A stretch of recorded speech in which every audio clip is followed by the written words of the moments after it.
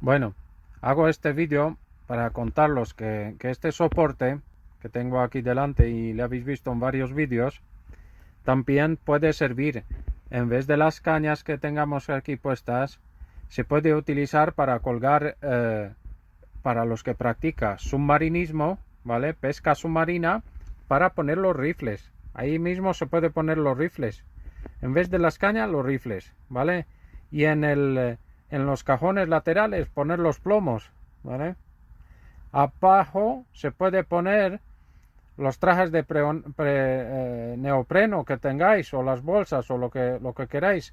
Aparte de un gancho, se puede poner varios ganchos, ¿vale? Varios ganchos. Aquí arriba también se puede poner, bueno, aquí tengo directamente una boya que se puede poner ahí, pero ya recordéis, este se puede utilizar para los rifles de pesca submarina. Así que espero que